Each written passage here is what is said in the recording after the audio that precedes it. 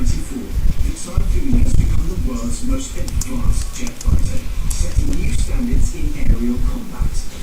2 decades on, and the Typhoon is today the mainstay for 6 air forces, from Britain to Saudi Arabia. For the 100,000 personnel involved in the Eurofighter project, the Typhoon is more than a world-class aircraft. This aircraft has gone through its infancy, it's now its adolescence, and I've been absolutely fortunate to be part of that design process. But let's take nothing away from where we're going to go in the future.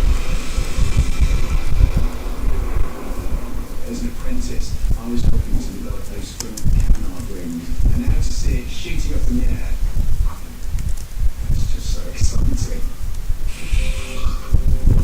Alex from London is eating the strongest chili in the world for her viewing pleasure.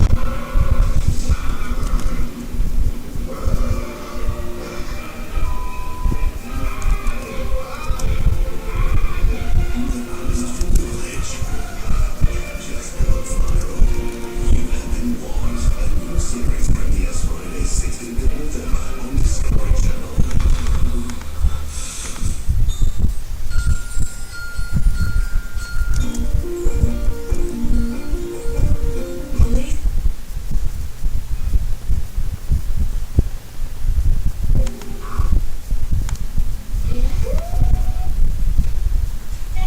Mabilis ding mapuno mga bus. Mula kahapon hanggang kaninang alas 3 ng hapon, mahigit 17,000 panaan na italang nakabiyahe pabalik ng Batangas. Kaya naman, inaasahan ang patuloy at sabay-sabay na pagpeksa ng mga pasahero sa pantalan hanggang bukas ng umaga. Sa Baguio City, nagsisimula na rin magsilbihan ng mga baksyonista pabalik ng Maynila. Balika, patrol ng Pilipino. Nananatiling kritikal ang kondisyon ng isa pang Pinoy na nadamay sa pagsabog ng fuel truck sa Riyadh, Saudi Arabia. Sa kabila nito, tumanggi ang Pinoy na sumailalim sa operasyon mula Riyadh, Saudi Arabia. Nagpapatrol Roland Blanco. Papasok ng trabaho si Anthony Ramos Radishan kasama ang kanilang katrabaho sa kanilang service van nang sumabog ang fuel truck malapit sa Sheikh Jaber, Kurais Road intersection of Nueves. Nagkaroon ng pinsala sa liit at spine si Radishan. Nauna ng pumayag si Radishan para sa iulak na operasyon niya kahapon ng umaga sa National Guard Hospital. Pero sa huling sandali, nagbago ito ng desisyon.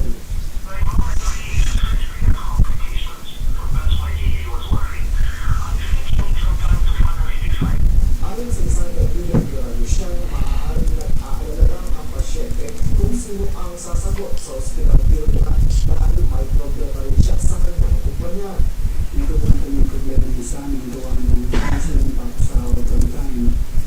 Kinumpirma naman ni Ambassador Tango ang mga lumabas sa dyan na sasagutin ng Pagdiyan ng Saudi Arabia ang pagpapagamot ng mga nadamay at nasaktan sa pagsabog.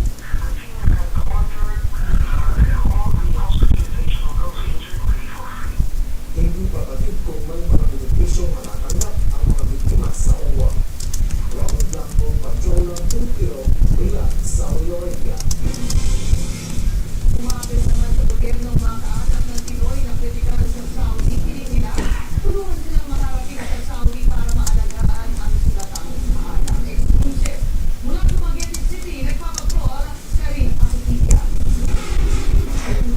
Hindi mapigilan ng pamilya Ralustian ang kanilang emosyon habang nag-aalala sa kondisyon ni Anthony Ralustian na kritikal ngayon dahil sa nangyaring pagsabog ng isang tanker sa Riyadh, Saudi Arabia. Huling nakausap ng pamilya si Anthony noong isang buwan.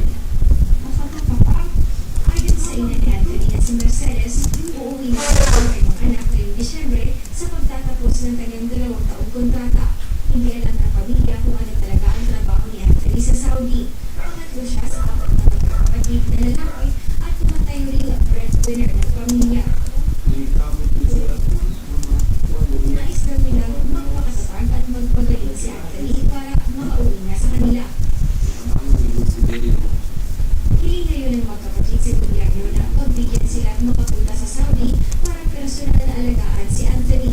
Sa ngayon, sa isang kaibigan sila kumukuha. Kaanak, Karina Asobitia, Pagod na Pilipino, Dumaguete City. Samantalang sa mga saan Oriental, sugatan ang 5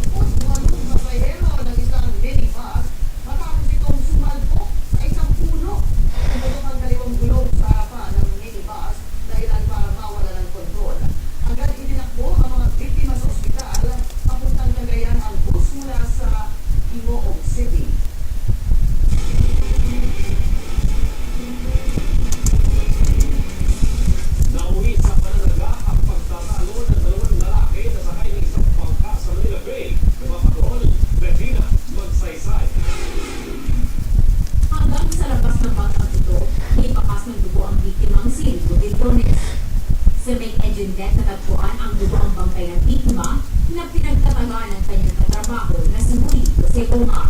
Kwento ng kapitan ng bangka na si Eli Salcedo, nangyari ang insidente habang binabaybay nila ang Delpan na bahagi ng Manila Bay.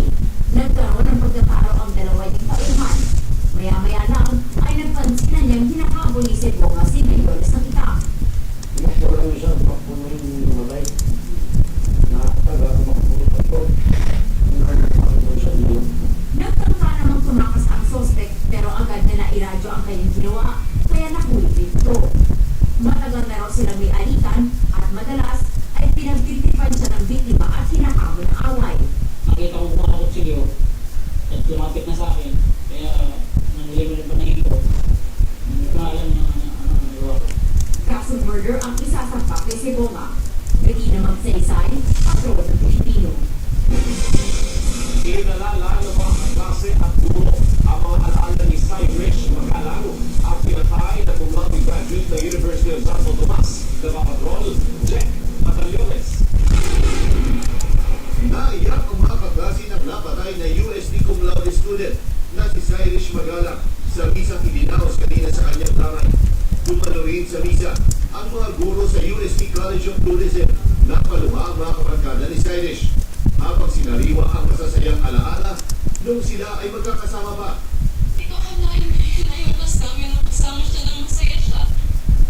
Hindi makapaniwala ang mga kaklase ni Cyrus na wala na ito, lalo't ang iba sa kanila sa graduation pa noong Maso huling nagkita-kita. Ang hirap kasi hindi namin in-expect, hindi kami nag-expect ng ganitong reunion after graduation. Nais naman ang pamahalang lokal ng Bacoor na magkabit ng dagdag na CCTV camera sa lugar ng krimen bilang dagdag seguridad. Actually, meron na tayong ordinansa dito na establishment natin. Meron CCTV camera. So, papalakas nila natin ang implementation. Isusunod na rin ang random drug test sa mga tricycle drivers. Jack Batallones, Patrol ng Pilipino. Short circuit ang itinutulong kanina ng pagliyab ng ilalim ng isang tren ng MRT kahapon. Agad namang siniguro ng pamunuan ng MRT na ligtas pa rin bumiyahe sa kanilang tren. Nakapatrol, Pia Gutierrez. Mabilis na naibalik sa normal ang operasyon ng MRT matapos bigla na lang magliyab ang ibang bahagi ng isa sa kanilang tren na biyaheng Taft North Avenue pasado alas 3 ng hapon kahapon. Agad din siniguro ng MRT na ligtas ang natitira nilang 72 tren. Pero maraming pasahero pa rin ang nangangamba sa kanilang kaligtasan. Wala ka tayo. Masigit yung MRT eh. Pwede kayong matrap talaga na. Lumalabas ang preliminary investigation na nagkaroon ng short circuit sa isa sa mga motor ng tren na naging dahilan ng pagkasunog. Supposedly kasi yung motor tubig siya, hindi ko dyan, ano? Okay, so, it got stuck. That's why responding to the short circuit. Bukod sa MRT, magsasagawa rin ang sariling investigasyon ng Bureau of Fire Protection. Pero ngayon pa lang, sinisiguro na ng pamunuan ng MRT na isolated incident lamang ang nangyari kahapon. All our trains are designed for an economic life of 30 years. So, nasa pang 13th year pa lang tayo. Dagdag pa ni Bitangkol, hindi kailangan mga balik mga pasahero dahil fireproof ang lahat ng kanilang mga tren. Bukod pa sa ilang kaakibat na safety features. Pia Gutierrez, Patrol ng Pilipino. Sa Surigao del Norte, muling iyanig ng magnitude 5 kalito ng bayan ng Burgos kanina alauna 24 ng hapon. Ayon sa PBOX, Surigao nasa 122 kilometers north, 58 degrees east ang epicenter nito na tectonic ang origin. Iyanig naman ng magnitude 5.2 na lindol ang Candang, Surigao del Sur pasado alas 7 ng gabi kagabi. Wala namang naiulat na nasira dahil sa mga pagyanig.